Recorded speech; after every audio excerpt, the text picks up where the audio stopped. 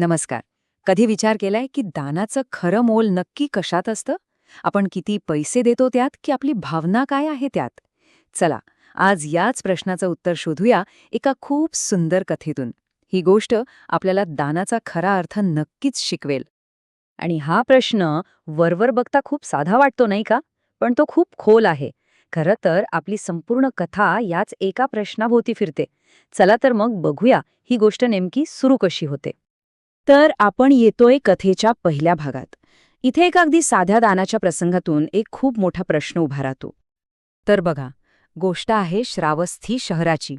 तिथे दोन मित्र एकत्र येतात आणि एक विचार करतात की आपण सगळ्यांकडनं देणगी गोळा करूया आणि ती थेट बुद्धांना अर्पण करूया. मग काय, समाजातला प्रत्येक जण पुढे येतो, आपल्या परीने जमेल तशी मदत करतो. पण खरी गोष्ट तो पुढे आहे. जेव्हा हे सगळं दान बुद्धांना अर्पण करण्याची वेळ येते ना, तेव्हा एक असा प्रश्न विचारला जातो ज्याची कोणी कल्पनाही केली नसेल. आणि गंमत माहितीये काय होती? देणगी देणाऱ्यांमध्ये ना काही लोक खूप श्रीमंत होते, तर काही अगदी सामान्य परिस्थितीतले. मग साहजिकच आहे, प्रत्येकाच्या दानाची रक्कम वेगवेगळी होती. आणि बरोबर याच कारणामुळे तो महत्वाचा प्रश्न निर्माण झाला. त्या दान गोळा करणाऱ्यांपैकी जो प्रवक्ता होता, त्यांनी बुद्धांसमोर एक खूप विनम्र पण तितकीच महत्वाची विनंती ठेवली. तो म्हणाला, बघा, यात काहींनी खूप जास्त दिलंय तर काहींनी अगदी थोडं, पण आमची इच्छा आहे की याचं पुण्य आम्हा सगळ्यांना सारखंच मिळावं. ही एक साधीशी इच्छा, पण याच इच्छेने संपूर्ण कथेला एक वेगळं वळण दिलं. आता बघा, बुद्धांनी यावर सरळ हो किंवा नाही असं काहीच उत्तर दिलं नाही. उलट त्यांनी एक खूप जुनी गोष्ट सांगायला सुरुवात केली. आता इथेच उत्सुकता वाढते की नाही, की या प्रश्नाचं उत्तर एका गोष्टीत कसं काय दडलेलं असू शकतं. चला तर मग आपणही त्या गोष्टीत जाऊया आणि समजून घेऊया की उत्तर काय आहे. आणि इथे एक आश्चर्याची गोष्ट समोर येते. म्हणजे बघा, बुद्धांनी जी बनारसची गोष्ट सांगितली ना, त्यात आणि श्रावस्तीमध्ये जो प्रसंग घडला, त्यात कमालीचं साम्य होतं. अगदी तसंच दोन्ही ठिकाणी एकच प्रश्न विचारला गेला होता, की सगळ्यांनी मिळून दिलेल्या दानाचं पुण्याचं काय? तर बुद्धांच्या या कथेचा नायक होता एक बोधिसत्व. कोण होता हा? तर काशीच्या एका प्रतिष्ठित ब्राह्मण कुटुंबातला, तक्षशिलेसारख्या महान विद्यापीठात शिकलेला, पण शेवटी सगळ्या सुखांचा त्याग करून सत्याच्या शोधात निघालेला एक संन्यासी. जणू काही इतिहासाची पुनरावृत्तीच होत होती. बनारसमध्ये सुद्धा लोकांनी अगदी तेच केलं. सगळे एकत्र आले, बोधिसत्व आणि त्यांच्या शिष्यांसाठी दान जमा केलं. आणि त्यांच्या प्रवक्त्याने सुद्धा अगदी तीच इच्छा व्यक्त केली की या दानाचं फळ आम्हा सर्वांनाच सारखं मिळू दे. आणि आता आपण त्या क्षणाकडे येतोय जो ह्या कथेचा आत्मा आहे. तो क्षण जिथे बोधिसत्वांनी त्या प्रश्नाचं उत्तर दिलं.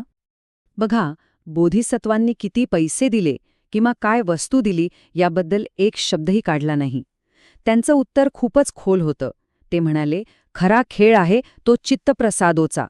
आता चित्तप्रसादो म्हणजे काय? तर आपली श्रद्धा, आपल्या मनाची प्रसन्नता, मनाची शुद्धता. आणि मग बोधिसत्वानी एकाच वाक्यात सगळं सार सांगितलं. ते म्हणाले, मित्रा, जिथे श्रद्धा असते तिथे कोणतंही दान लहान नसतं. म्हणजे दानाचं खरं मोल त्याच्या किमतीत नाहीच, तर ते देणाऱ्याच्या मनातल्या श्रद्धेत आहे. आणि इथे बोधिसत्व अजून एक खूप मोठी गोष्ट सांगतायत. ते काय म्हणतात बघा, की दान देणं ही फक्त एक क्रिया नाहीये.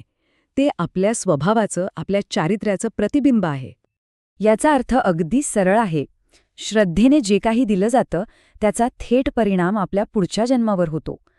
आपली श्रद्धाच ठरवते की आपलं भविष्य स्वर्गात असेल की नरकात. ठीक आहे, तर आता पुन्हा वर्तमानात येऊया, श्रावस्तीमध्ये. बघूया की या जुन्या कथेचा तिथल्या लोकांसाठी नेमका काय अर्थ होता. ही गोष्ट सांगितल्यावर बुद्धांनी एक असा खुलासा केला की ऐकणाऱ्या सगळ्यांना आश्चर्याचा धक्काच बसला. आणि त्या एका खुलास्याने संपूर्ण कथेला एक वेगळीच उंची दिली.